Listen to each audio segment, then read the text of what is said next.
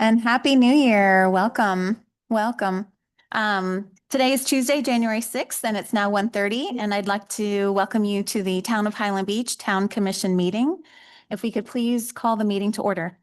Commissioner Chernofsky, Present. Commissioner Goldberg, Present. Commissioner Peters, Right. Vice Mayor Stern, Present. Mayor Moore, Present. Town Manager Labadie, Present. and Town Attorney Rubin. Present. Thank you. Please rise for the pledge.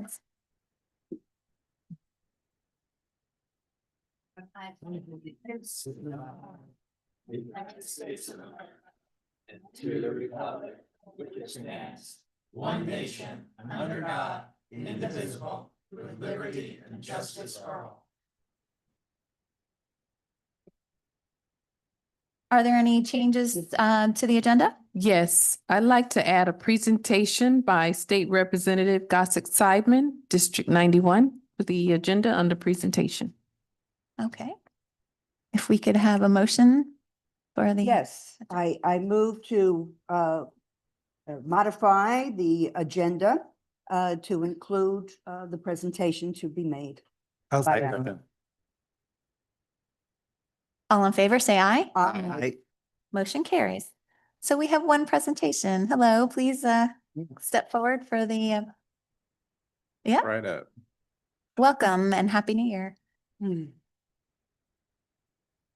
Happy New Year, everyone. I wasn't sure Happy when New Year. I'd be leaving this week for 2 months, so I'm an add to the agenda rather than a preordained one. Okay. But I have a very special letter that was requested last fall, and it arrived in the last month to my office, but with holidays, things got busy.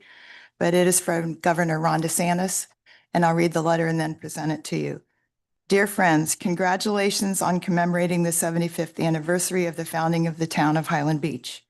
Highland Beach has evolved from a small enclave to a thriving residential community known for its small town charm. I commend Highland Beach for thriving during its first 75 years of community and wish you continued success for generations to come. Sincerely, Ron DeSantis, Governor. Oh, thank So you. I'll leave that Thank with you. you. Very nice. Governor? Thank you Thank very you. much. I didn't frame it. I didn't know if you went black or white or gold or paradise or whatever. Okay. So I'll leave it with you. And thank you very much. I'll be in touch with you all as I leave this weekend, maybe Friday. And we'll be in touch from up there. If you have anything, you have my number, my email, my address, everything. Okay. Thank you all. Thank you Thank very you. much. Thank you very much. And Thank thank you. you for all the work Yeah. that Yes, you do, thank you. State Representative Gossett Seidman. We really appreciate all you do. Yes, yes, absolutely. Best of luck. Thank you. Godspeed. Oh, nice. Thank you. Next item are public comments. Any public comments? Seeing none, moving on to ordinances. Ordinance number 26-001, an ordinance of the Town Commission of the Town of Highland Beach, Florida, amending Article 7, Administration and Enforcement of Chapter 30 Zoning Code of the Town Code of Ordinances by adopting a new section 30-124, reasonable accommodation procedure for certified recovery residences, providing for codification, providing for severability, and providing for an effective date. And this is the first reading. This is the first reading, correct, Mayor? So this came before you as an introduction a couple months ago, and it did go to the planning board. The planning board did recommend approval as drafted. I'll go back through the background a little bit. The legislature recently amended the statutes to require all municipalities to provide a procedure for approval of certified recovery residences. The certification program was started by the state some years ago, where the actual residents get certified by going through this process. And then there's also a process for a certified recovery residence administrator, the person who administers the home. So our ordinance would require both, that anyone applying to establish a recovery residence in the town be certified by the state, and that it be managed by a certified recovery residence administrator. Going back, we kind of covered this last time. Generally, persons undergoing treatment for substance abuse are considered disabled for purposes of the Fair Housing Act and the Americans with Disabilities Act. So local governments have to provide a procedure where they can seek a reasonable accommodation from whatever regulations might prevent them from establishing such homes within the jurisdiction. So we adopted a pretty comprehensive scheme here. So anyone who wants to apply, they'd have to show proof that the residence is certified, that the administrator is certified. They'll have to tell us what services, if any, they're licensed to provide, because some of these homes might just be, and they can get certified, they're just voluntary. Most of the times they're affiliated with a provider who provides the commercial services in one location and then houses the persons undergoing treatment in another location. That's typical down here. That's what I've seen the most, but there are some where people get together voluntarily. It's sort of the Oxford House model where they get together voluntarily and establish their own rules on that. But under our code, they would still have to be certified by the state.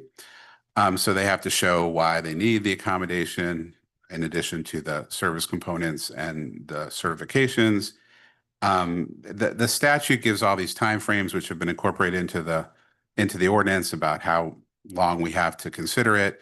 It's set up so that a magistrate would consider the applications, and kind of talked about this before. It kind of makes it a little less political if there's a magistrate who's qualified to make these types of decisions, making these decisions on behalf of the town. So the magistrate would consider, whatever's presented and either approve it, deny it, or approve it with conditions. And then that order would then be a final order that would get appealed to circuit court if somebody wanted to appeal it. And also there's a procedure, and this is also from the statute, that it could be revoked if the applicant violates the condition of approval or the certification slabs and any of that kind of stuff. Then we are able to revoke the approval and they would have to vacate the premises. So if you have any specific questions, I'd be happy. Oh, and the other thing that came up at planning board, and I think we might have covered it at the commission level too. This does not override any of your condo or homeowners association documents. This is just from the town's rules and regulations. So if your HOA or condominium association restricts the number of occupants, how many times you could rent it, whether you could rent it, when you can do short-term rentals, whatever the case may be, this does not override that. This is just for our regulations. And what I also explained last time is we don't really have a definition of family, which generally limits the number of people.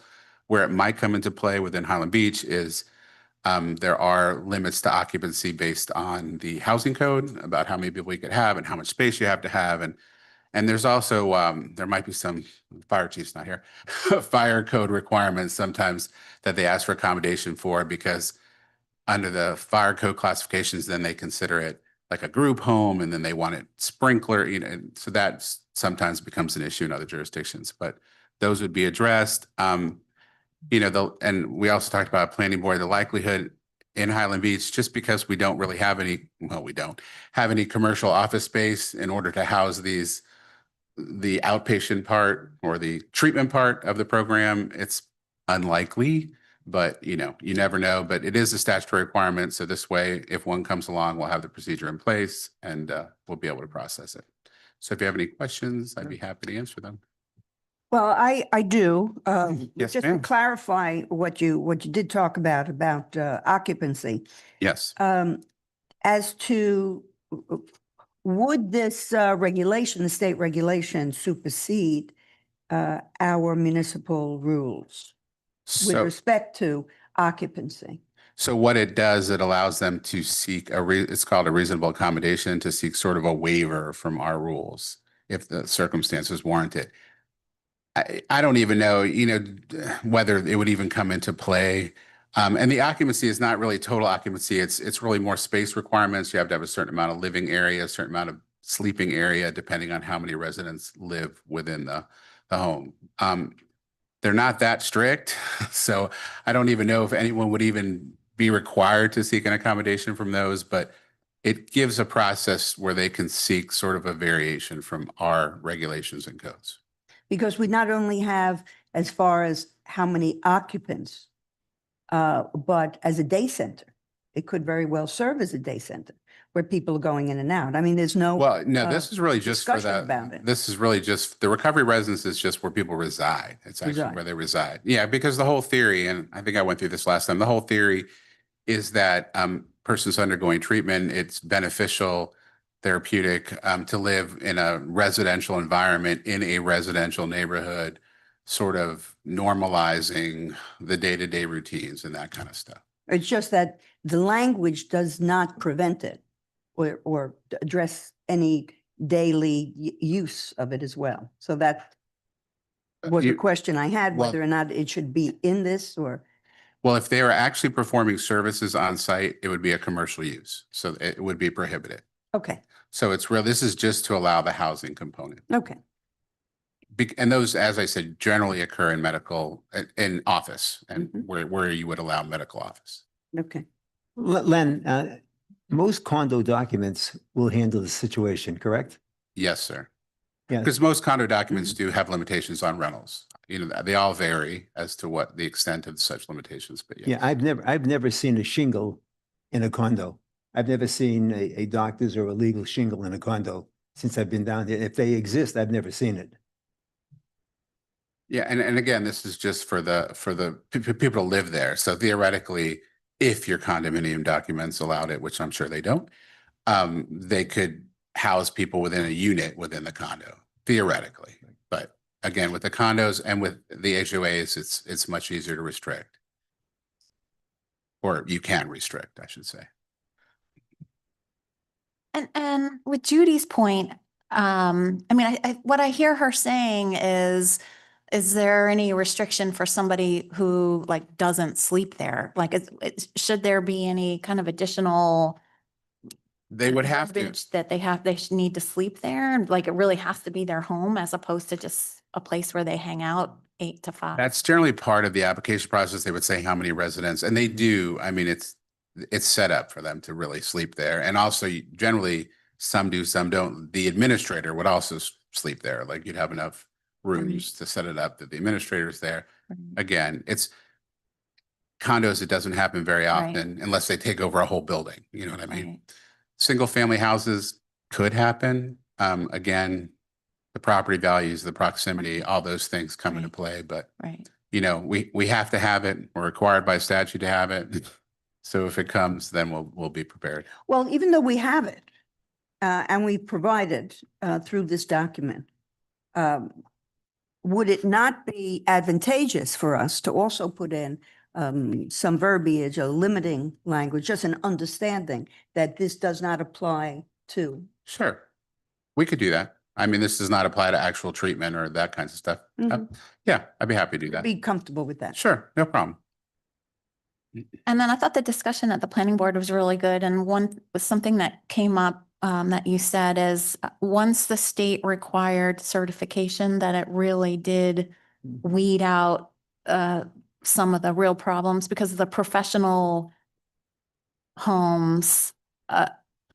seemed to be Very much so. better. It was the ones that weren't certified that really caused That the caused problems. the issues. Yeah.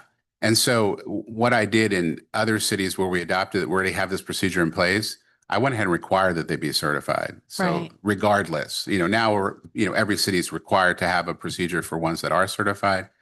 But in other cities that I represent, North Palm Beach included, it was that they had to be certified in order to apply. And, a reputable provider would not have any problem with that. And I Right. actually, in drafting that one, I actually reached out to there's a couple of attorneys, there's 2 actually, that represent a lot of these treatment providers.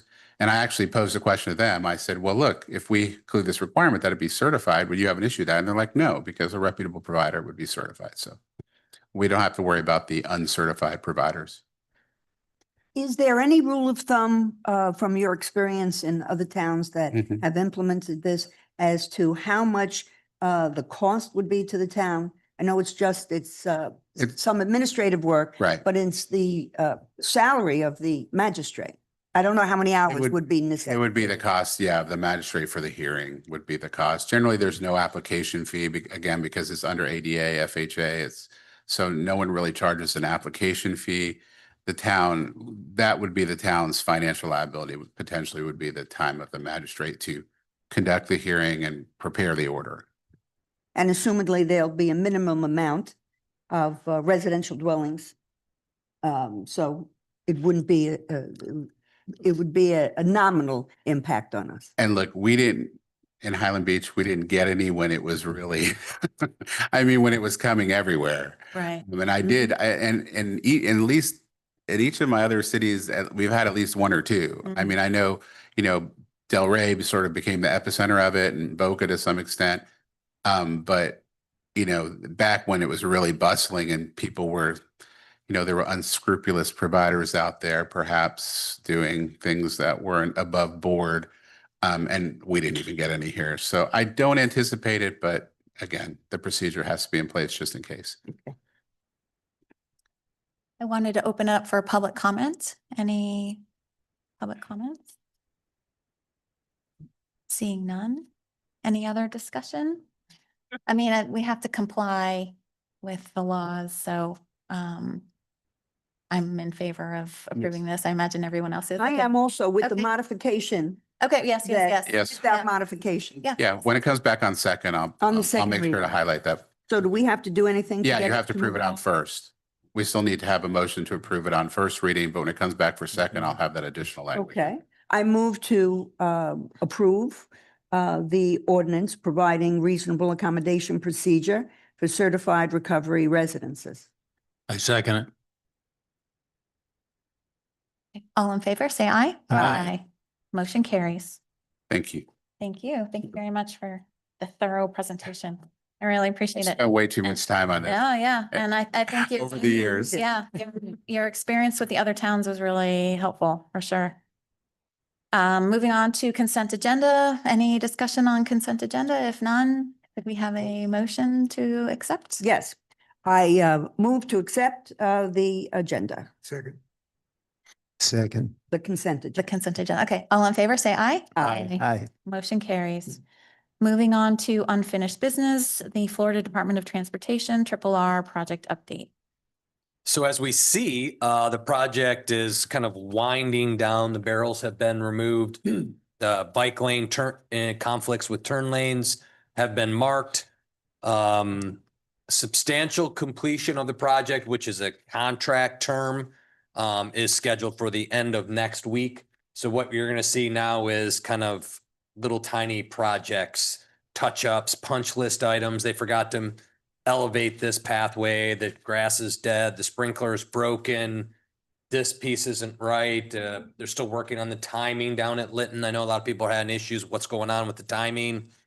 They still have to put the rest of the electrical loop together for car activation of signals. That was removed during that stormwater piece that they did. So it's just a lot of little things at this point. So for most people in town, the project's done. You'll just see a lot of little mini projects here and there, like daytime projects. Are you getting a lot of complaints still, or has that slowed down?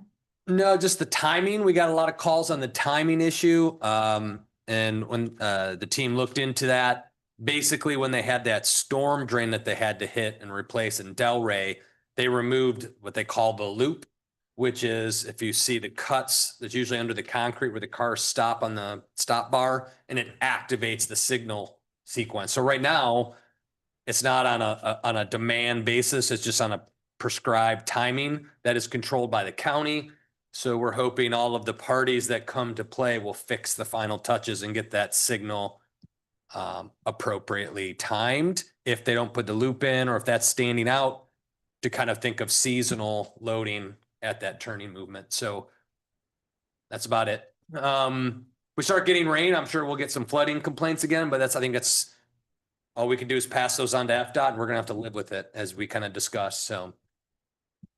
And then Representative Gossett Seidman did pick up our appropriation for making the other improvements to the light up the crosswalks with the pedestrian activated signal system, and to repave the remaining portions of the pathway. So we have that in for appropriations, and we'll see, we'll see how that tracks over the next couple of months. If it doesn't go anywhere, we will proceed because we have those budgeted this year to put the crosswalk lighting in.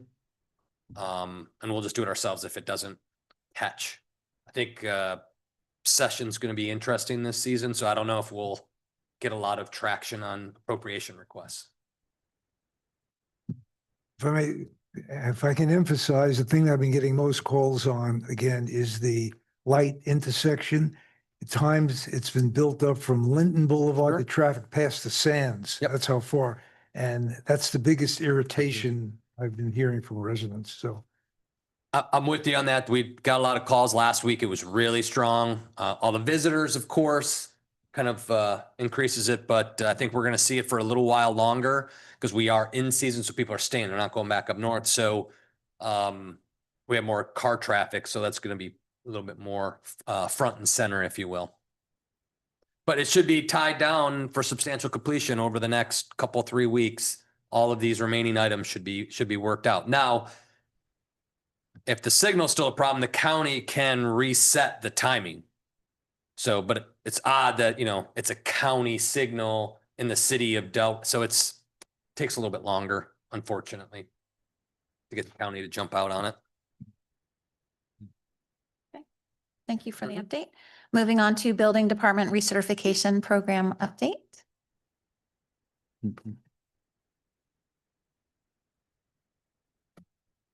Good afternoon, Commission. Hello. Can you hear me? Yes. Happy New Year. Happy New Catherine Year. Valley. To provide the update. So as of today, January 6, 2026, we have recertified 2 more buildings. Those are Bramer Isle Townhomes and then Evanton Bay. So that brings our number to 30 total out of 54, which is very good. We have 19 buildings under concrete restoration permit. 1 building, The Ridge, submitted their phase 1 report, electrical and structural, so that's currently under review. And we have 1 building that is overdue on submitting phase 1 report. So we are sending out a late notice letter, which is going to give them 30 more additional days to submit the structural and electrical reports to us. Overall, we're in great shape. The number of recertified buildings continue to increase every month we speak and give an update. So I'm excited to see just keep on increasing. I have a question. Maybe Jeffrey yourself can answer it. As far as certification, once they get approved for certification, so for example, at the Coronado, 2 years ago we started it, then they got certified. When is the next time, Jeff, that's been asked that recertification will take place? The state has said 7 to 10 years, but when would be the next time we would file that application? I can speak on it Anyone- as well. Yes, it'll be every 7 years, depending on the age. Is it going to be every 7? So it's been 2 years that's passed. So that means what, in 5 years that would, okay. That's When been the does that question. clock start? Is it upon issuance of the recertification or the date of the first report?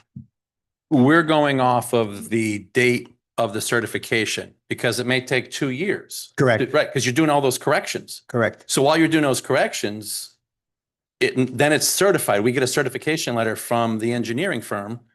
That's the date we're going to use. Otherwise, you're being penalized if it took you 2 years to do it. Because the date it's certified, now we have to go another 7 years. Got it. Unless the building's under 25 years of age and it's every 10, but Got it. you only get the 10 one time because then you're at 30, then it's over. Thanks, Jeff. Any other questions? Any discussion? Thank you very much for the Thank update. you. Really appreciate it. Thank Glad we're you. in good shape. That's excellent. Moving on to item C, continued discussion on the introduction of a proposed resolution adopting procedures for the initiation and adoption of town ordinances.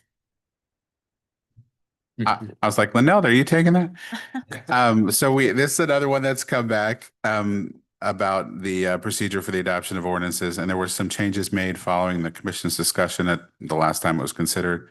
And I believe the memo outlines those pretty clearly. The introduction, it'll be introduced to the commission as it is done now, and that the commission may assign one of its members as the sponsor. It's up to the commission whether you want to forward to one or more advisory boards, whatever advisory boards you think are appropriate. And as indicated in the resolution, anything that amends the zoning code has to go to planning board by state statute and by the town code. And there was a waiver provision added. I believe Commissioner Goldberg raised this issue that it says the town commission, the exercise of its discretion, reserves the right to waive the requirements when warranted under the circumstances. and that the town's failure to follow the requirements of the resolution shall not render the ordinance invalid, provided that all the statutory requirements have been followed. So that takes care of that concern that somebody would challenge something saying, hey, wait, you didn't follow your own procedure. So those were the changes. If you have any other questions, either I or Lynelda would be happy to answer them. I do. I did receive an email with a request. And it has to do with the speed at which it can go through. And to make sure that we have enough public input.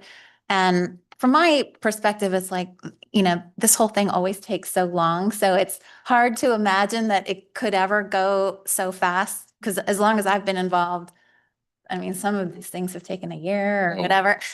Yes. It's been on many Agenda. agendas. So it's hard to fathom that would ever happen, but I think it does raise a good point. So I don't know, I guess I was thinking one way to address this concern and to articulate the concern a little bit better, it's that potentially, because there's nothing specific in there, something can be proposed and perhaps the draft can already be prepared and it can move through too quickly. So I wonder if there's a statement we can make that says something like, the intention is that this ordinance process happens over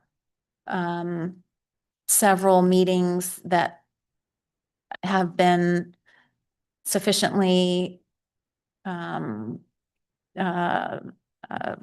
put out for the public to provide input. Like the intention is not for this ever to just happen, for this ever to go through in one meeting, that the intention is to properly notice it to the public and to properly get input. I don't know if there's something a little bit more specific that we can add in there. I mean, you guys allow a lot of public input.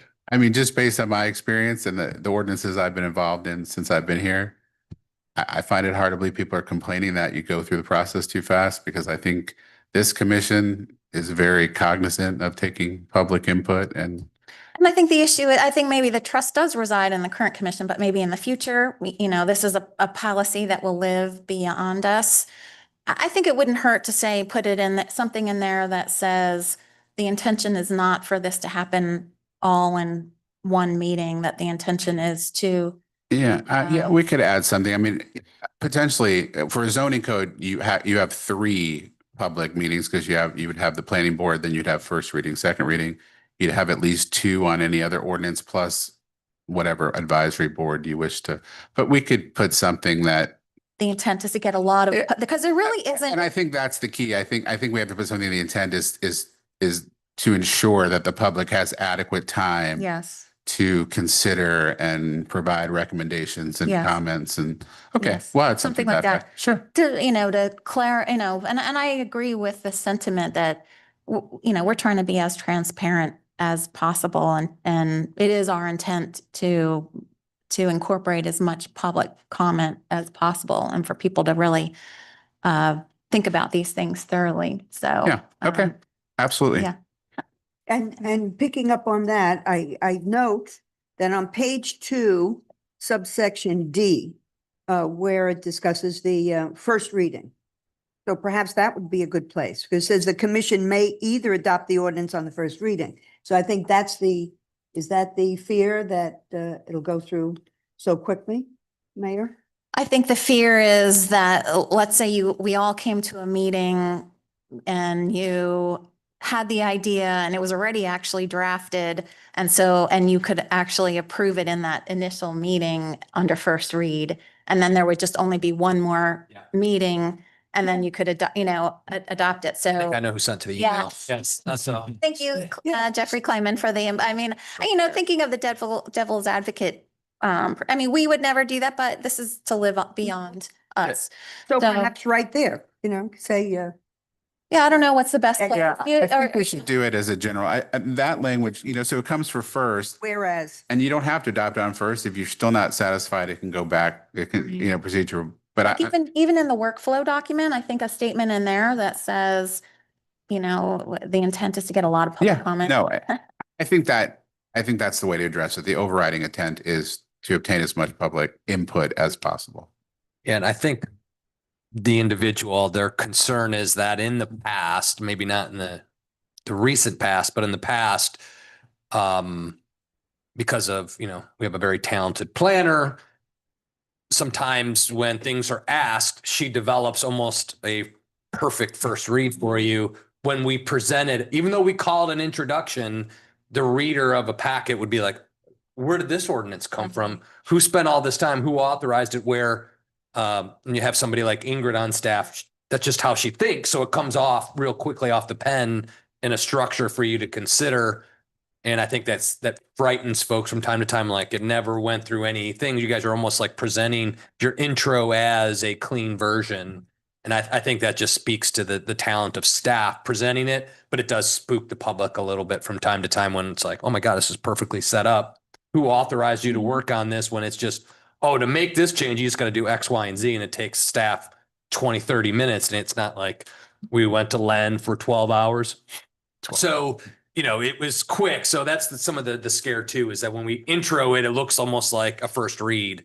So yeah, I think the language to temper that a bit is good, but I'd be Okay. cautious to limit yourself to Right. say, Yeah. we shall never Right, on right. first read adopt, That's you what I know. think Right. is You don't want to wording. limit yourself. Yeah. Right. Right. It's more a statement of intent. Right. Yeah. Okay, perfect. I'll do that. Yeah. Any other comments on that? Public comments? No? Any other discussion? No? We'll bring it back. So what do we need now on this? Do we- I don't think Jenny's sending it through the other boards and commissions to review. So the next time we'll keep it on a monthly track and just give updates if there is anything new, but we want to get the planning board, natural resource, the BAA to take a look and give us their thoughts and stuff. Yeah. Perfect. Thank you very much. Okay, moving on to new business, discussion of fiscal year 2025, 2026 strategic priorities plan. This is one of my favorite topics. Yay, me too. Cause this is like a foundational Yes. element along with our 5-year forecast that allows us to start moving our budget forward and keeping us on task, and allows us to, some people will say it's like priority-based budgeting. Everyone gets all freaked out, you know, but it's just a common trend that this is now what we build our budget upon. What are the things you wish to move forward? Again, what it does not include today is the CIP. I got to work with Sergio and Susie a little bit better too, to kind of fine tune what those capital projects, the finance side of stuff, so we could see. The hard part is we haven't finished a few projects from last year, are still the finishing touches. We kind of wanted to close out a few. So we'll add the CIP. So there will be a supplement to that, as you see in the body of it, that there is the CIP that comes along, kind of noting progress.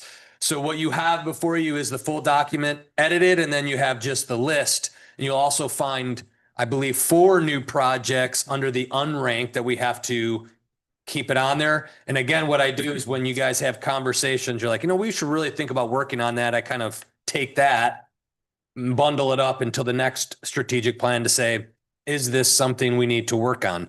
So again, we're still making kudos to the staff for their hard work. We've been able to accomplish a lot. Your leadership, support, and financing and resourcing of those allows us to accomplish those initiatives and priorities. So we made some good progress. A few things you could see from there is kind of changing around. The legislator this year is going to throw us for a few loops, so we're going to have to be a little bit flexible. And I have spoken with David on that 5-year model as to how we start modeling out potential changes if something is going to go to the voters related to ad valorem property tax. So he's already been notified that we need to start structuring that. So that being said, here is kind of our, our kickoff for this year. So you see the projects, like signed vehicle program. And then I will talk about the comp plan at the end, because that's one of our projects. I don't know where the state's at, but we'll talk about that on a side thing. But you'll see we made a lot of progress. Things are moving forward. And then again, we added those. So now are you comfortable with the projects that are on there? And then we begin over the next few meetings, what is number one, and some of it, I think Milani has always been our number one for a while. I think that's going to come to closure this summer. So that's going to close that main issue. So where do we start re-ranking? Sanitary sewer project? Man, we should probably the next time we talk about this, we might be done with that or pretty far along. So again, things move quickly, but we're kind of, tracking here. Suggestion. Sure. Before we talk about the current project, should we talk about some of the new projects? And then that might help with the Sure. ranking of all the projects. Because then we Because then can, there's holes we can Yeah. start moving these Yeah. into. Sure. so I think it's actually on the last page of the Yep. agenda if we want. Page 66. Um, Those following at home. Yeah, so I thought we could maybe look at some of the new ideas, and then if anyone on the commission has some additional items, like Maurice. I thought we could just brainstorm. Well, the first one we're almost done with. Ah, right? We had the reasonable accommodations thing. So when I started doing this, we hadn't really got very far outside of, we need to tackle it. And you just did first read, second read. So the next time we come back, that one will probably be knocked off. Yeah, So don't spend too much time ranking or considering it's going to be done. right. But it was critically important. It was a mandate. So, Yep. so then you've got the e-bike, scooters and motorcycles, those conflicts and some of the communities are really starting to wrestle with. Let me just comment on that. I think that's a priority issue. Only because I understand there was an incident here and basically now with the traffic on the walking path, the new bike path, I really think we have to come up with clear regulations of who can, who can't, what speed, et cetera. It's just a safety issue. I agree. And it's posing a very challenging or being a very challenging topic for many municipalities. Because sometimes it is a bicycle and then they push a button and then now it's a scooter and they're moving at a high speed. They're quiet. So yes, we need to start talking about that. I'm not even sure what board you would recommend it. I think it even has to stay here for a few discussions to see what generalized direction you want this to take. And there'll be some research. So, I mean, there's going to be a little bit and there's limitations too, under statute that what we can or can't do. But our pathways, the size of our pathways can't accommodate the speed of these electric devices, especially when you have walkers and multi-path directional dogs, kids.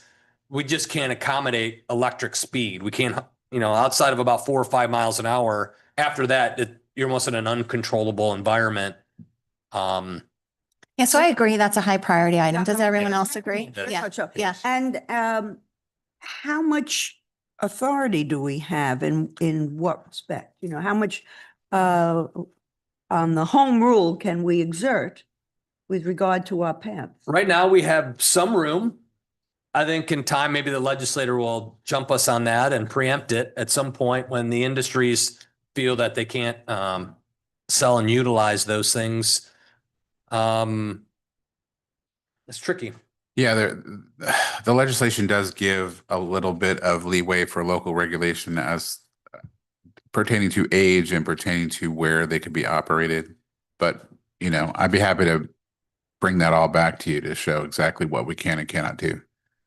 Now, that's with respect to our sidewalks. And while this is a little off subject, I was taken with the cover of the Coastal Star, the bicyclists. Here we have on our new roads, 2 abreast, riding the line, obstructing the drivers. Do you like So we have, the print, I love this The green, newspaper. I the think it's grand. Yeah. But that is a major concern too. So with respect to that, do we have anything to say about that? With riding bikes in the road, No, the 2 abreast, maybe go it's 2 just the abreast. traffic, maybe it's They just can the go 2 traffic. abreast. they can occupy a lane, the whole lane. They can go 2 abreast. The Chiefs are not here today, but Right. safety and health has been the mantra for this past couple of years, and the residents relate well to it. So a lot of this will fall under, whether it's speeding on the sidewalk, it falls under safety and health.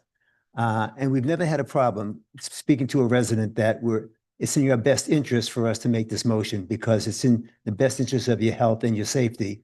I hear this quite a bit. So I think we'll probably continue this mantra, especially with some of the ideas that are coming up of what to take place here at Town Hall in the future and so forth. But people are coming down here to live a better life for safety and health. And they would truly understand if we were to tighten up things as far as the sidewalks and things of that nature. I don't think anyone's going to argue with that. Yeah, I completely agree.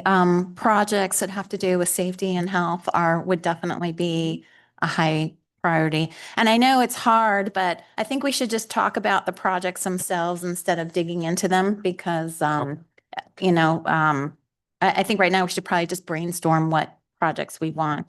So the GIS inventory of built assets, that sounds, I'm in favor of that too. It's basically taking an inventory. So we have a GIS system that we pay for. And we have built assets that we have that have geographic locations, a physical presence on the ground, but we haven't mapped everything. I know the building department's got a GPS unit where we can go out and mark. We have to start using the tools we have to map, manage, and inventory maintenance on our built infrastructure, water, sewer, any other types of components where drives are, hazards. And the reason why we want to do that too is if we go to response, because eventually we'll fold in condo plans, entry procedures. So when we do respond, we have everything digitized. So we know where it is. What is it? Where is it going? When's the last time we maintenance this meter? Where is it when they come up and we find that the homeowner has landscaped over it? Where might it be if we have a GPS unit, we could just, there it is and know exactly where to dig. When's the last time it was maintenance? When was the meter replaced? Or on the pathway, if we have hazards, this and that, we can mark conditions. I just think the tool is so useful. We don't use it. So we need to make it a priority, a strategic priority to start doing this. One way or another, we need to start doing this. Yeah, I think infrastructure is part of the mission of what we're even here for. So I think this totally fits. I don't know what. I agree. Yeah. I totally agree. And we have it on paper. We just need to digitize it. No, I And think that's excellent. conceivably Yes, on all your absolutely. mobile devices, we can Absolutely. pick it up. I think that makes total sense. Okay, so where would we think a high, medium, low priority of if we, give me some zones and I can place it and bring back a cleaned up list a little bit. High priority, kind of in the middle. When someone asks in business, what are our priorities? A common answer is everything is a priority. Of course it is. That's a very, very common. So trying to prioritize it, how does it affect our residents is usually the way I prioritize it. That's fair. How does it affect my residents? And I have to look at my audience. If our audience has a need, they have some desires, and they have affordability issues, I have to put those in place. And I would look at what are our needs right now for our residents? What are their desires? And what are our affordability issues to make it all happen? So I would probably just be a little bit lower, I think medium, we low, kind of. Have it. Yeah. You have it on. It's We just not have it, we got to digitized. start doing it. Right. We just need to put a focus. And again, day-to-day lives, most residents. Right. It was more of a tool for public works, building department, public safety. Now, it could come to health Right. when we get to, we've got your access plans digitized and we can go in and know where everything is. So, but yeah, I'd bring it down a little bit. Okay. Do you have a dollar number on that? Well, we have all of the equipment. So we have a hard time finding labor, oddly enough, to do lower end tasks within the organization. So we got to find either staffing, a consultant. So there could be dollars associated if we need to move it off center, because using a GPS unit, you got to be out there. If you go to an engineering firm, it's going to be really expensive. So we got to find that spot that lands where it's cost effective and gets to our goals. I'm not recommending doing this, but it'd be interesting if we took that information right now and put it into Perplexity or one of the AI, artificial intelligence. I really wonder what it would come back with. I don't know the answer. Well, the interesting thing, and I'll go off on a little AI thing, AI is only good as the data we have. Most of our data related to infrastructure is on paper. So AI doesn't, it's just going to be on a spin cycle looking for stuff. Right. In the future, once we get it digitized locations, then we can use AI for analysis, prioritization, cost-effective maintenance programming. It can go through all of that and say, here are the meters this many years old or placed at this. It could do more, but we haven't fed the data systems yet. So we don't have good data to use AI yet. So that's really, we're going to get there, but it's going to be a crawl because I got to get the data into a digital format. I would expect Skender to put that together within the next 12 months. He could be, put on the GPS backpack, go for a walk. All right. I would suggest putting it closer to the top because it's something that we'll just be looking at because it seems like an administrative, labor-intensive project. So I would start it. Yeah. And we'll just keep checking it. What is this waterfront seawall dock clarification? So this one came out of the Belito neighborhood. We do have a champion on this one, Mr. Bobby, who championed it last time. As Ingrid had portrayed, we go and spend all our time working through this. We're going to miss something. Well, what we missed was, and you guys approved this, is where you have to go waterward, right? So it's a commonplace, not common, but more common than you would think to go waterward. You have an existing failed seawall. You can't rip it out without land collapse. So you go waterward and then you establish the new seawall dock. Well, the way the ordinance reads, there's a space that has to be maintained between your patio or pool deck and the dock seawall. So it reads, is it property line or further, whatever is further away. So then you get these gaps. So conceivably you could have all your water, your boat equipment, you have your dock, your patio, and then you have to walk across 2 feet, maybe 3 feet of grass in between. So the problem is if you're going to your boat, this and that's a real pain. Address that. I thought We did not close that gap because we had a resident. I can't remember their individual's name. So if they're watching, I apologize, but they had it. They were comfortable with it. It didn't bother them because we said you could put fake grass down. It didn't, but you couldn't take your patio up to the back of seawall because that seawall and the new extension was beyond your property line. So you were out further than your property would allow. So there were some limitations that you can't go beyond your property to say a certain amount. So it was a little bit wonky because of a property line and they went waterward. It's a small cleanup. Here, something else. We used to have their need. I thought there needed to be at some point, like some space. I know think what we you're should talking have about, that. but I don't think we did.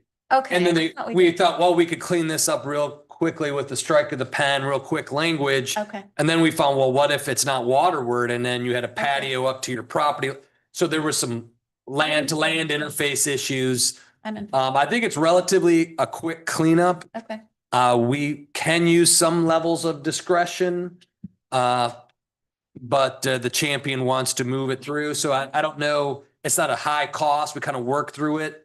I'm thinking it's something both this commission and the planning board are not going to have many issues to kind of work through a language piece. But that's really what it is we have a potential in some situations where we would have Okay. forced grass or landscape between your use element and then the next active, like there's a weird gap or separation. I'm in favor of that. Yeah. Are there residents now that are facing undue delays? Well, we had one and they said they were comfortable with it. So they were like, yeah, that's fine. We'll just put in the fake grad. There's no difference to us. It didn't bother them. Okay. However, one of the planning board members that won a champion said, boy, it's not really what we wanted or see or visualize. It's kind of an unnecessary Right. burden to use. Yeah, And I agree. he's really on it. So I don't want to stand in the way, but it made some sense to Yeah. Claire. It was just a gap Right. that we just didn't catch in all of that process time on this one sentence, if you will, in the ordinance. So, Well, I would keep that in, but I think it's a lower priority. okay. But it's an easy, I think. I it's mean, an easy even if you fix, make and it low priority, it's it'll kind of still get got done. legs. Right. It's just that push comes to shove, that's Right. not gonna be, Marshall, what are you working on today with staff? Right. If I have a choice, this takes the lead. But Yeah. luckily, we have a great staff here, a great team. We could have a lot of capacity. Yeah. I mean, outside of the leaf blower, which we've done absolutely nothing Right. with, but Right. the other issues, we do work on them simultaneously. Maybe it just doesn't happen as quickly. And again, as a priority task, it doesn't affect many people, but we got a planning board member that's Yeah, no, I agree with it. I running with totally it. So agree. why stand in the way? Let them do the legwork, and I the think research has been simple. yeah, I thought we had addressed it, so I'm totally in favor. Okay. Any other got some direction there. brainstorming ideas on items to add to the list? Now, with the list, okay, I was just gonna jump in. Do you think something on there is I have another. misappropriated as far as the number ranked, misranked, or I do have an addition, but I just wondered if anyone else had anything. Yep, okay. I had- I had- Should we add the sign ordinance with the Villa Magna issue? that's in there. What was that? In there, And I put it as a description that, Temporary.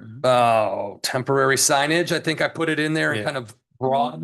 It was different. That has to wait in any event. Yeah. For the legislature. Suspended due to limitations 180. Year. Consideration can resume in 27. Initial scope expanded to include permanent signage size. So I think it should be a Separate? different Yeah, Yes. 'cause item. we can move forward with that. one. Yeah, yeah. So because I think separated, okay. Yeah. It should be a new, I think it should be a different Yep. priority. There were a number of items that are really essentially on hold because of the financial nature and the uncertainty of what the legislature is going to do with respect to the ad valorem. So how will that affect us with, as far as think it's gonna- ranking and strategic plan? I don't think it really changes the priority which we schedule our work. I think your biggest impact is going to be capital will take the first, probably the bigger hits, maybe, Mhm. followed by, yeah, we can work on that, but might take us a couple, I mean, if we don't have the revenue to maintain staffing, because we're basically at baseline staffing, which is fine. It works. We're doing a really great job. If you have to remove staff, you're going to, basically the system slows down, right? Now, if you have no cash to buy concrete, this, that, your capital can't move forward. So it comes to a screeching halt, your strategic priority plan. Doesn't mean you have to not work on it, just the time at which we can do it takes longer, and certain things, and it's mostly capital, like, oh, we need to fix this. No, we don't. Yeah, we don't have the money to fix it. I mean, it's that clear. Can we just go back a step to the signing? Sure. I was under the impression that when we talked about the legislature and so forth, the size of signing and so forth was not necessarily part of the concern. Len, is that true or not true? I'm not sure I understand your question. As far as signing Mhm. and what we're able and not able to Mhm. do, I was under the impression that when we talk about locally, the size of the signing and so forth, that was not necessarily part of that piece of the legislature, that we were able to move forward in setting whatever standard we want in the town. Yeah, well, no, the legislation says we can't do anything that's more burdensome or restrictive. So that's why we have this dichotomy between we can't move forward on reducing the temporary signs, but we can move forward on allowing signs greater in size than what we currently allow, because that is less burdensome and restrictive. In hearing that, I would think that it is an important thing to do is to address that issue with the Villa Magna and so forth, and let's come up with what we feel is the proper standard. Yeah, it's on the planning It's on board the- agenda for Thursday. Let's just, yeah. Yeah. We just- For initial discussion. Yeah. These are permanent signage. Yeah, It's so permanent I sign think signage. it's Sign. Yeah, different from the different. temporary It sign is different. plan. It definitely needs to be a new one, and it should. And we'll not be separate it. I just Yeah. threw it in there because Yeah. it kind of started that way, then it Yeah, yeah. pulled it. So I Yeah. will create a new project for permanent signage. Permanent sign, And yeah. again, with that restrictive and burdensome, that could be on a process. And that's something that we'll have to watch as it moves through the planning board. They may say, yes, you can have more size, but you have to go through 5 more steps. That would be considered more burdensome. Okay. So we just have to be careful of how we craft that language. That's why I was kind of directed Ingrid a little bit and said here, like, just let's keep it simple. Yeah. Keep Well- it simple, because if you get too complex, from what I'm seeing at the Department of Commerce, you add a step, even if it's in their favor, they find it another step is burdensome. So I would keep it simple to just size. So we, I can direct you to the picture in the current Coastal Star of my condo. Yeah. And which the signs were from the time the building was Mm-hmm. built. And I guess technically it may be a foot or two larger. So it comes to an issue now where parts of it are degrading and they have to be either fixed or replaced. So the only choice would be is to fix it and not replace it unless we wanted to downsize what is there. Correct. And if you touch it, then Mr. Right. Police Officer is waiting for you. No, just kidding. So that's fine. Yeah. That's an example. Right. It's a non-conforming. So once you start to rebuild it, then you would have to conform. And I agree with the vice mayor. I think it's a high priority. I think it's high. priority. yes.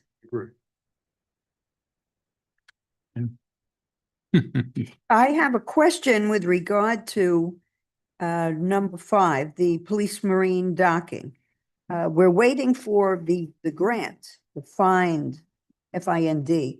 Is that state or federal? I believe that's all state dollars because we received the appropriation and we got preliminary approval from FIND. Be nice. Our engineers just are missing deadlines and have reassured us. Just to correct, Skinner, you nod if I use the wrong language, reassured us that this will not happen again. So we should be meeting the deadlines that are forthcoming March and September moving forward that they missed last year and their inability to anticipate state process. Is there any likelihood, probability of this being pulled back or not acted upon because of the current agenda before the legislature? No? I think we're okay with the fine grant and appropriation so long as we get the permits we're supposed to get in hand and been promised before to get. So as we've been reassured. All right, I'm going to leave it there. Very disappointed, but we've been reassured that it won't happen again. So we're moving and making that progress to getting those because that's about 1.25 on the table. We don't want to lose that. So we're making those strides now to clean up the permits that should have been done before. I would also move up in preference. So do you want to move that up? No, I mean, okay, no, I accept, moving on. Okay. I'm looking at 10 and 11 that Mhm. has to do with the fire station annex. So you did say the engineering, the referendum passed, design engineering 50% complete. Is that still That the same? 50% is correct. We're supposed to be 60% in the next week or so.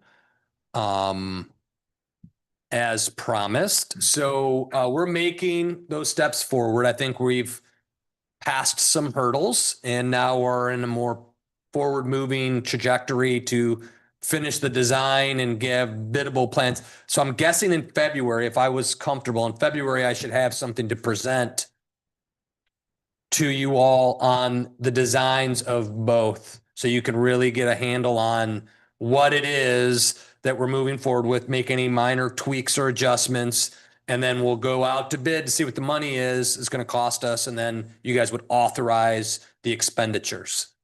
Yeah, Marshall, the only comment I have is that when I spoke about needs and desires, there's a big difference. I tend not to personally put affordability with a desire. If there's a need for the project, okay, then I set it up as a priority. And the affordability has to be there, but it's simply a desire of someone. I have to move that aside a little bit, and I'm not sure that the desire sometimes fulfills the need.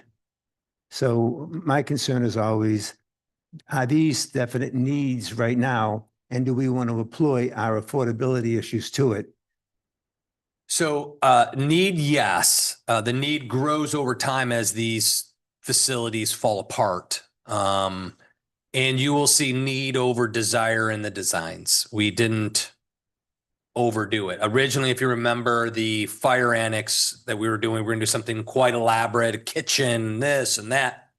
That's been scaled way back to the need, which is to store apparatus, to store the fire equipment, because we don't have enough room in the station. And that's why we made a smaller station here, or could get this to fit, is premised on having 2 parking. But again, that's parked for 1972 equipment. Right. We don't use that small stuff anymore. Our equipment's bigger and our needs. So when you see the design, it can be used for other things, but it's very basic, simplistic, a really pulled back version to begin to address the affordability issue, but then to focus on the need, what it is exactly. Now, the police stuff they're kind of overgrown some of the space, and we have the new equipment for surveillance, which has become a need and demand safety and health for our residents. So that one really starts to grow. And when you see that design for the structure itself, very simplistic. It's just adding a couple walls in there, cleaning up some inside stuff. It's not exotic. And then we have some of the outside landscaping, this and that, and that's pretty parsed down. But we have the alternate funding source for some of that. So it's not as much a general fund cost on that project. Fire Annex, 100% general fund. Coming back here, it's a shared with the enterprise. So. Thank you. And so as far as the priority on our list, I would rank both of those as a high priority. And I would guess as we move through like the sanitary sewer lining project stuff, some of Yes. those numbers will naturally increase, and those, if holding place, would be moved up 3 to 4 spots on the rankings because the other projects are going to fall off as we move forward in the year. So the A1A Highway RRR project, It's going to drop. you're going to take it off. Okay. That's Yeah, probably the next meeting when we come back to it, I'm going to cross it off because they'll be substantially complete. Yeah. And then you'll see the supplemental project. Do I have that in here? I may not have that project. The appropriation request is not, that's more of a capital project. You have 9 state appropriations. I thought that's where that went. Yep, I think I did. Yes, that's in there and it's discussed. Yep, it is number 9. So that'll move up a little bit too. Yep. Which Nine, is for that the in-road lighting along with the repaving. I don't know where that's going to track, but that is our request this year, as we discussed. And then 21, the charter review. Should that roll off? Does that need to? We can reduce it. It's just an annual discussion. Is there something we want to revisit? Is there anything in the charter? Again, we're only required every decade to have a formal charter review committee. I think this priority came out when a couple of them failed. Right. And it was should we reorganize those requests or move those requests off? So it's kind of out there as an annual discussion. If it's just becomes a nature of business, or is there something specific that grows out of it? So that could come down a little bit until we pick a charter amendment we may wish to pursue. I'm not aware of any at the moment, but that usually comes out of that discussion. I mean, I'm in favor of reducing the number of projects unless, they really obviously should be on there. I would be in favor of removing the charter review amendments. I don't know what everybody else thinks about that. do we need it now? Is there anything? Sounds like that there we isn't need anything to- specific that we have. I have nothing on the plate to do, but it's just, Okay. we added this originally because we had a lot going on. And we said, we need to annually talk about our strategy for charter amendments. Do we continue to pursue this one? Because a couple failed. But that after the March of 25 approval, everything seems to be moving in the right direction. I don't think it needs to be part of our strategic priorities, but. I would Personally. agree. uh, Or in the alternative, put it It's way at part of. very I mean, low you priority. don't put every project that you do on the strategic priorities. These are like the bigger picture, Right, the bigger targets on the wall versus the little stuff. I mean, there's a lot of day-to-day stuff that's Right. around here. Yeah. that's important things. Mhm. It's just part of your regular. These are special projects, Right. things that we work above and beyond the day-to-day activities to maintain the operation. These are Right. the reaches. These are the goals are. What I don't see here, and I didn't know if it was the purview only of the operations in the police department, but we had spoken about the drones. Yep. And the security and the ability, the future ability to connect with It's true. the security. I don't know the technical term, so help me out here, but I think you know Yep. the issue. So that our community can plug in to the security that is offered by the monitoring. Or maybe the. Does more- this go on this? I think it's so important and I don't see I any. think Some of it is in Yeah. the real-time operations center is the construction of that. Yeah. I think a secondary project, which you make a good point, because we have discussed it, is implementing that capability into the community. We don't really have that. We have a drone grant that tested out. We have a drone that we got via grant, not a DFR, which is that drone first responder. We haven't built that out. And while you have procured the core elements to create the real-time operations center, if you remember the stuff we got through Axon. Yes. We expanded that contract. Yes. A big priority is how do we, once we have it and it's sitting here and it's live, how and what does that look like and how do we expand it out in the community? You're probably right, probably is well suited for something that's going to be a strategic outside of your day-to-day operations to put that in place and visualize If it. the I would chief's suggest- words were prevention. Mhm, I mean, I think that was the foundation of a lot of it was prevention. mhm. And I think if we look at that word and say, listen, what do they need to prevent any future situations? It'll keep us in a safe haven. But that was his word. I wasn't sure if it was Craig or Glenn, but they said, we're here basically to prevent any problems of the future. And what we need to do that is the following, but I'm not sure exactly where I would prioritize that. We have a game plan. It hasn't been formalized, so maybe that would be a good project to put in. That's something that we're going to have to work on for the next few years. I don't know that we need to specifically mention drone, but like something like continue to look at technology that would improve on the prevention of criminal activity or something like that. Going. Right, right. I Yeah. think something more In conjunction, Mhm. you know, with And maybe the- some with examples the might police, be, the security, the policing. yeah, maybe some examples might be consider drones or, No. whatever other technology they come up with, because we don't want to limit it. It's really that goal of Correct. prevention and applying technology, the latest technology to implement the prevention. You know, we see from the crime statistics that we are very fortunate in that this is one of the safest towns in the state. They're scared of the commissioners. And however, having this ability, the technology to do even better, Mhm. I think would really cushion any anxiety that members in our senior population have with respect to their own personal security. Mhm. Whether you're behind the gate or not, there's a perception, and I think it's just looking at the news, reading, watching TV, going to all the little social information that we get. So I was very excited about the implementation of what we could be doing. And my opinion would be to put it as a, on the higher scale for us to continue to look at the finances, look at the when it can be implemented. Particularly when we're looking at so much insecurity with the ad valorem, the property taxes. That finances to me are very important here. So if there's something that we can do before we get slammed by the state, I'd want it done. Sure, sure. Yeah, the chief is also too, I guess, is going to make a presentation. He's got Homeland Security and the Sheriff's Department putting a camera on our building Villanova, and they'll be getting tied in on the whole coast so they can see what's out there. So that's, he's going to present that soon.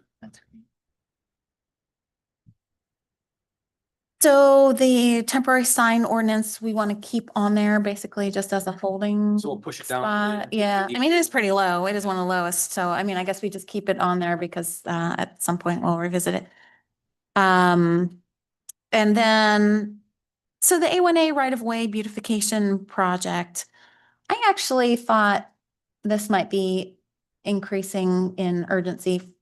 And I'm curious to see what everybody else thinks. Now that this project is done, maybe giving a little bit more attention to the aesthetic of Yes. our strip. And I don't know what we can do, and I'm not looking to spend a lot of money or anything like that, but I don't know if there are some additional things we can do to beautify our stretch. And I didn't know, I just wanted to throw it out there, see what everybody else thought. If it's worthwhile. Totally back then. Totally. We were waiting for this to be finished. It's finished. And that perhaps, well, we have to deal with the sidewalks. So what are we doing? Do we have this about the sidewalks here? Yeah. You have it under It's an appropriations. Yeah. appropriation. Appropriate. Yeah. Okay. Right. Okay, so while it would be separate from the beautification, Right. that's going to be part of it. Or, but yes, if we need money for it, if we're going to do anything, the town, I'd like to look at that. So how would we proceed? I guess so we would maybe set up a committee to do this. So Give it to move it up, it Janet. sounds like. Move it up. Jason, Move it up. Go ahead, Right on Jason, it. you had a comment? Yeah, I would, I think the road has made a big difference in the look.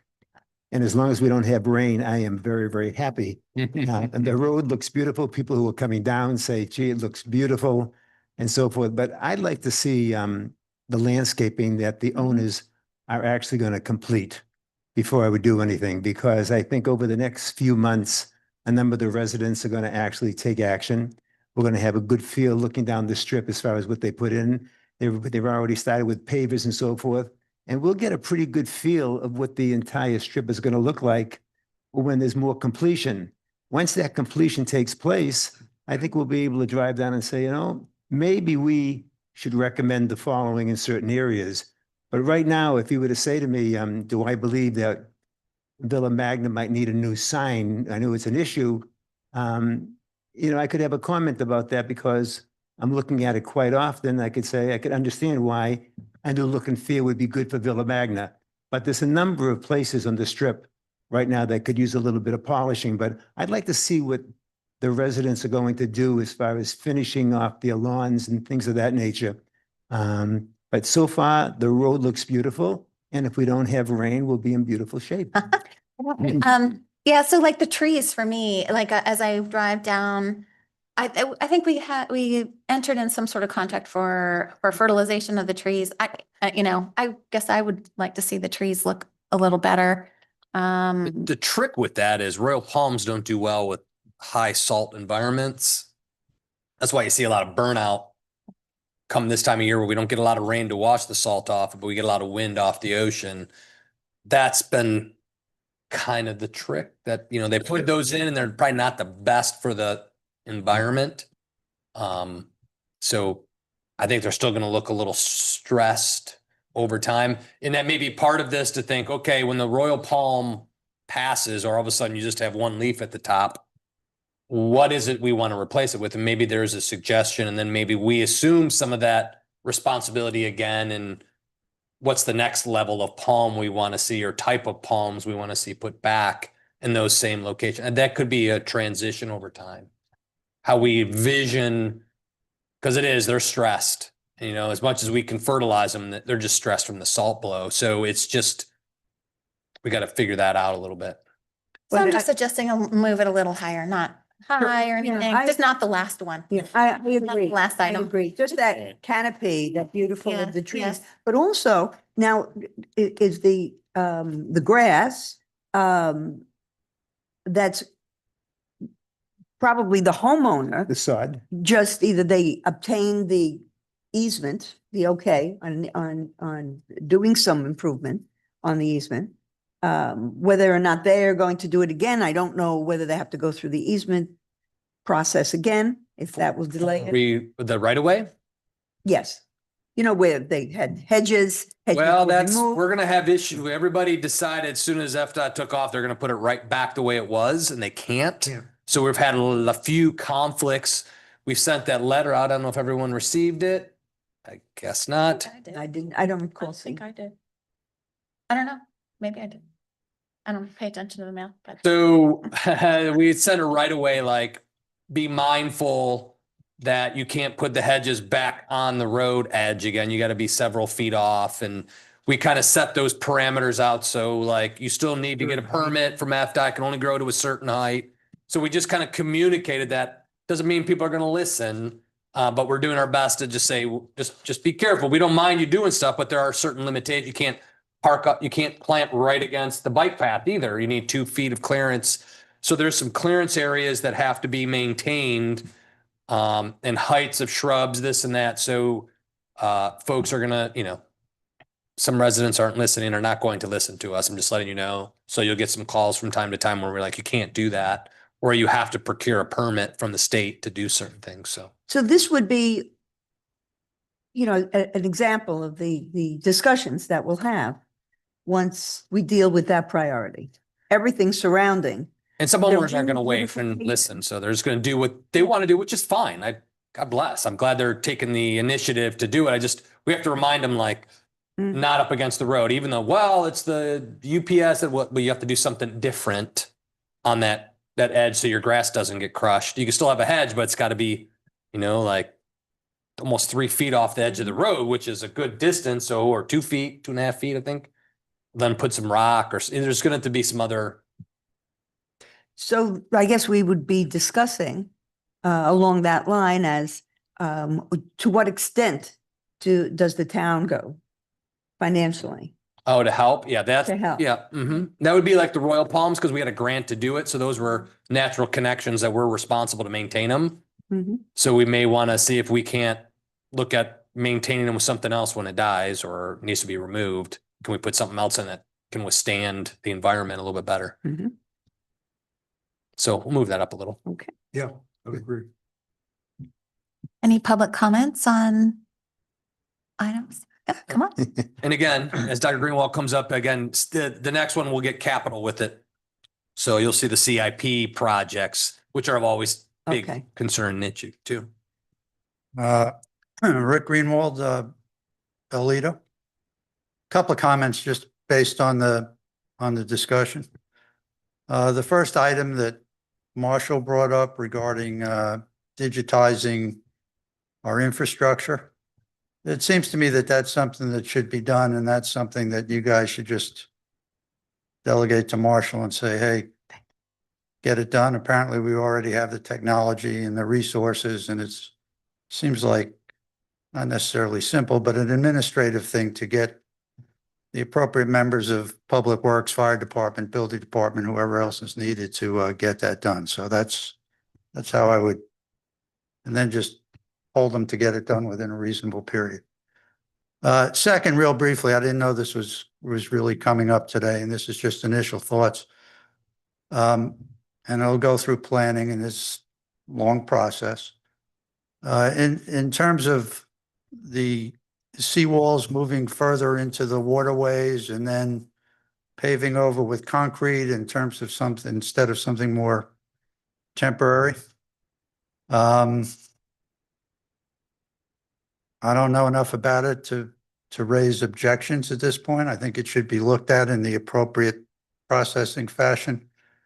I would just put out the precaution that we need to be careful about anything in the rules that allows increasing property encroachment on the waterways in terms of inadvertently, if you will, extending people's backyards and living space out into the waterways.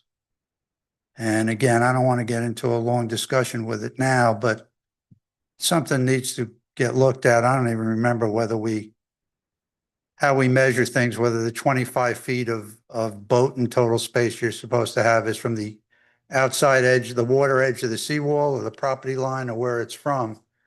But we need to be a little bit careful about everything just being pushed further and further out in the waterways in a sort of a workaround but legal kind of a fashion.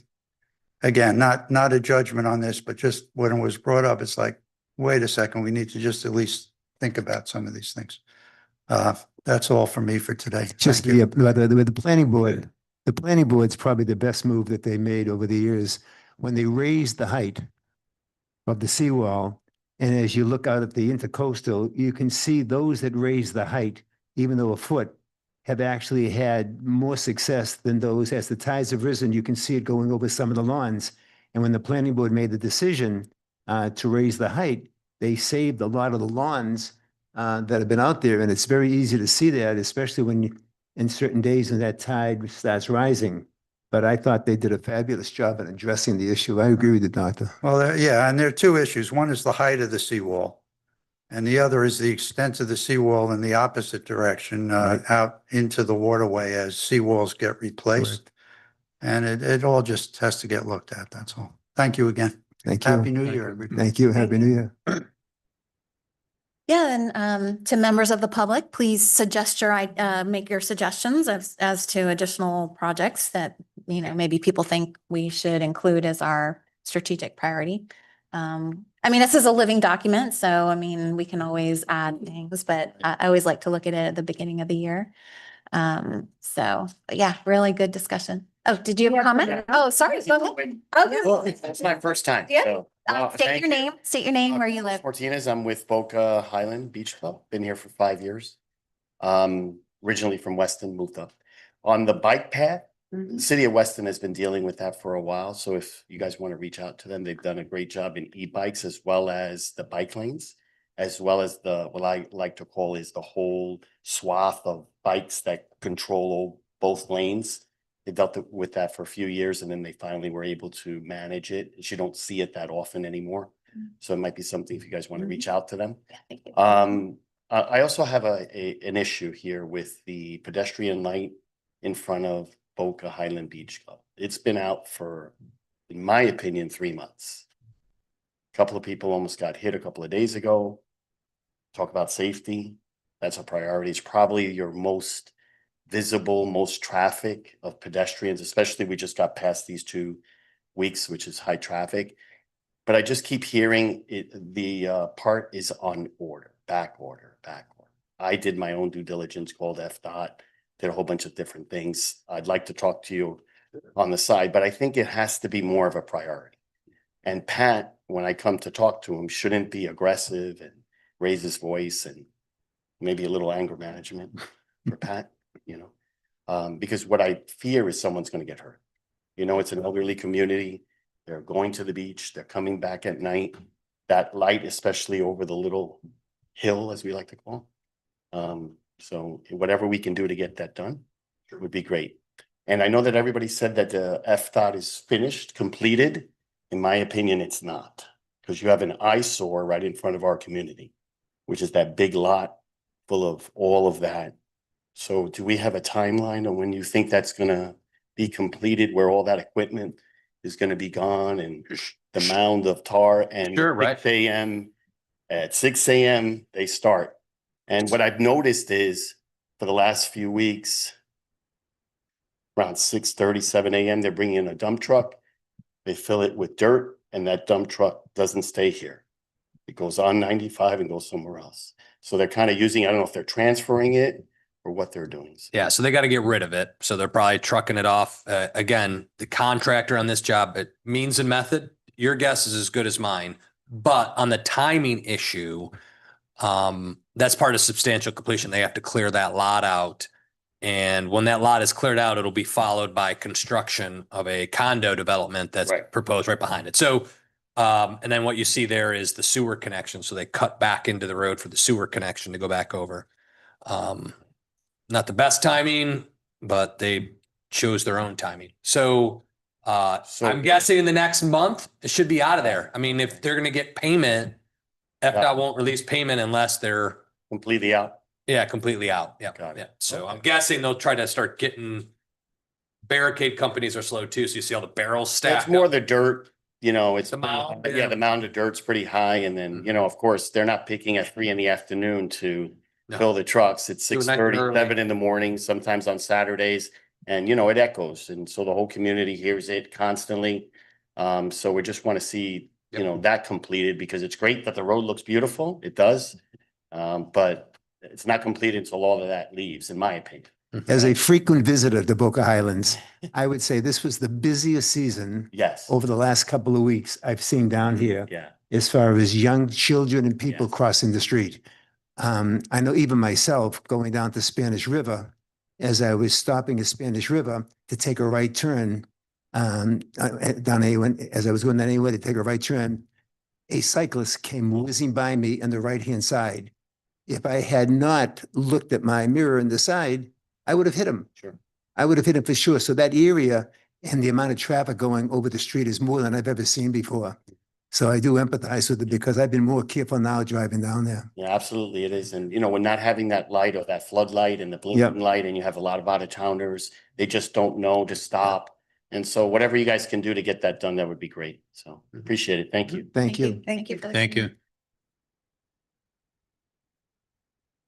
Okay, so you'll revise the list. Is it next month? We'll have a cleaner and Yeah. we'll add CIP to it so we can see some of the progress on the CIP side. Awesome. Perfect. Thank you for the discussion. Very good. Moving on to commission comments, Commissioner Shivnowski. I think 2025 was a fabulous year. I think the staff did a fabulous job. The events were great. It was just an exciting year.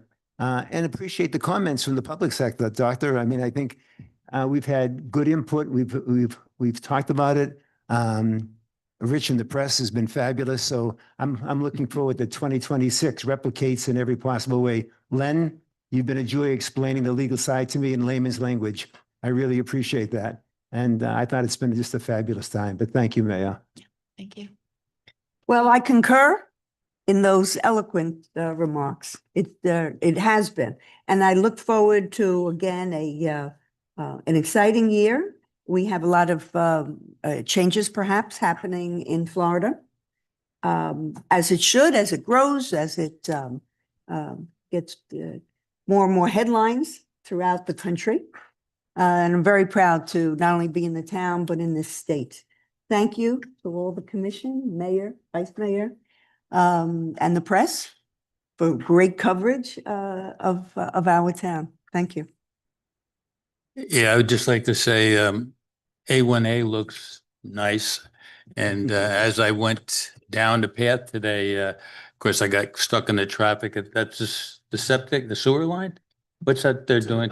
Yeah. Yeah, it's a sanitary sewer connection for the Milani project. Oh, okay. Yep. But it was a pleasure seeing bikes in the bike path and off the sidewalks, which was really helped me there. And Len, I watched the planning board there and I know everything about sober homes. That's why I had no questions. And I probably could have answered everything for you, but you did a great job. And I just want to wish everybody happy new year, health and happiness. And it's been a great commission. I'm glad I'm working with everybody. Thank you. I concur with all those remarks. I'd like to wish everybody a healthy, happy, and a prosperous year. Thank you all. Thank you. Thank you, David.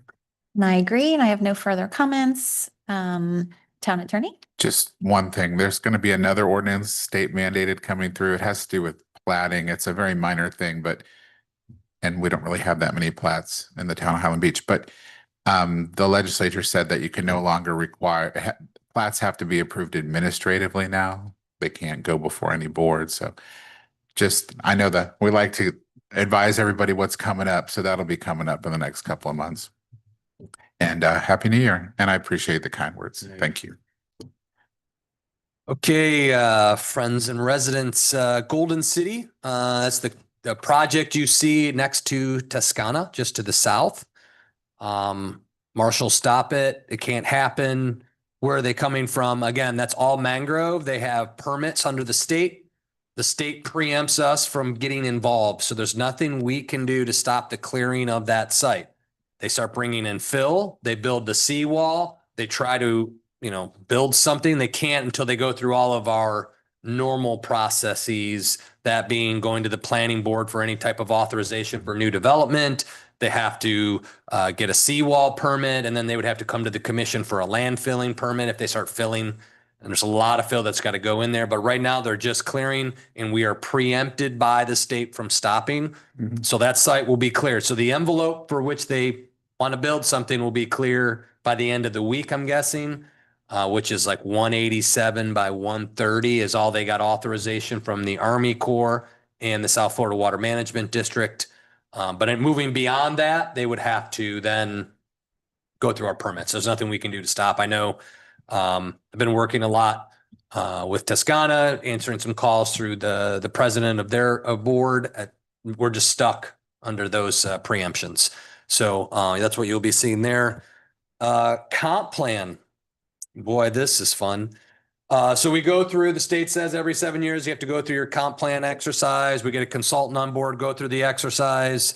Then 180 comes and they have found provisions that are more burdensome or restrictive and hence have denied our comp plan as null and void and gave us the list of provisions that are questioned by the Department of Commerce. So we're going to, staff, kind of reconsider what do we do to meet, one, the state mandated deadline, at the same time not being more restrictive and burdensome. Some of them I think warrant us to push back that they really aren't more burdensome. Some I can see where they're kind of coming from a legislative perspective. Our coastal plan on more of the environmental side of things seems to be a big piece to them that they don't like. But then other things like, make sure people maintain sanitary sewer connection is restrictive or burdensome. I'm not really sure I buy that. So we're going to work through these exercises, but it's kind of that catch-22. You got to fix it, but you can't do that. And a lot of it was clarifications. One of them, I think we got clarified, it seems to have been addressed, was for some reason we had an error in our old comp plan that it was an 80-foot right away. And we said, oh, it's actually 100-foot. That was whatever the staff at the time put in the wrong number. Well, that's more burdensome or restrictive. And I was like, well, that's just a matter of fact. That's a fact. That's a fact. It's not a burdensome. So I think the state's struggling with the House Bill 180. So I'll work with Len and Ingrid and we'll come up with a game plan to. My frustration is we never really wanted to work on our comp plan. We were fine with the way Right, you it is. required- Worked on it. They said it's more restrictive or burdensome when you make clarification. So this is kind of like a really like twilight zone on this. So we'll continue to work on it and maybe we'll just parse it back and take out those things. But there's some things that warrant us to push back. Like I don't want a condo to have a septic field kind of thing. Like that's why we have a sanitary sewer system. So some of it's kind of strange where they found restrictive or burdensome. But I get it. The coastal resiliency planning, I could kind of see where they're coming from what you hear or read, that might be a little bit much, even though we just said consider. We didn't say we're going to do anything. We just said consider the recommendation. So that's the comp plan issues Let me that we just will work through. piggyback one sec, Marshall. Yeah. And there was a hearing. The court did not grant the injunction. So Still, unfortunately, it's still in play. So they had, the Weiss Rota firm is representing a number of municipalities. And the court denied the motion for temporary injunction. Doesn't mean they won't prevail ultimately, but it's still in play for now.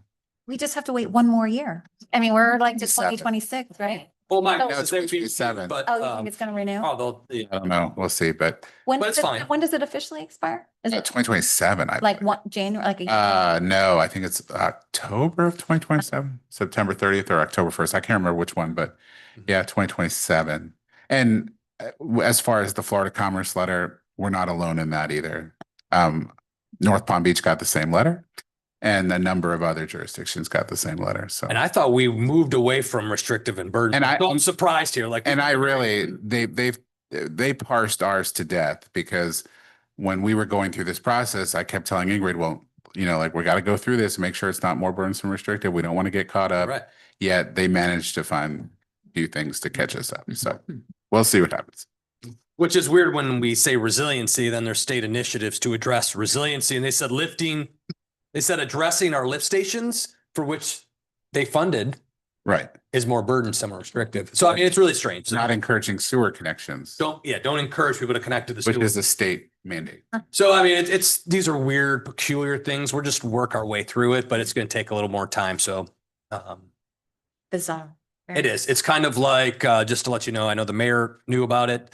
Not sure if I told you guys an update on the audit.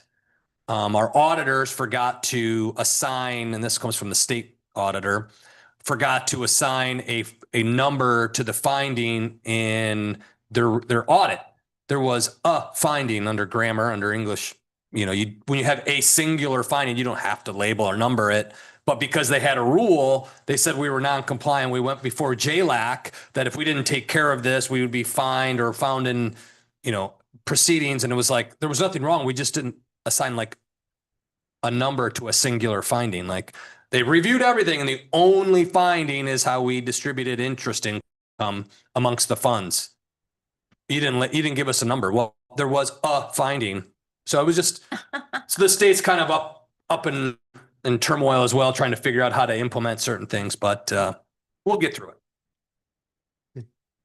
Well, thanks for your patience. Yeah. Trust me. Yeah, that is extremely frustrating for sure. Moving on to announcements, board vacancies. There is one vacancy for a 3-year term on the Code Enforcement Board. And there is another vacancy on the Natural Resources Preservation Advisory Board. Upcoming meetings and events on January 7th at 11 a.m. There is a regular meeting of the Natural Resources Preservation Advisory Board. On January 8th at 9:30 in the morning, there's a planning board regular meeting. January 13th at 1 p.m. is the special magistrate hearing. January 19th, the town hall is closed in observance of Martin Luther King Jr. Day. And our next meeting of the Town Commission is on February 3rd at 1:30. There are no board action reports. And with that, I'd like to adjourn. Oh, we do one more thing? Just for the record, the special magistrate meeting has been canceled. Oh, okay. Yeah, the agenda was already published. Okay. Canceled the January 13th. Okay. We just canceled, I'm sorry. The January 13th special magistrate hearing. Okay, thank you. It's not ours. Ours is still on February 3rd.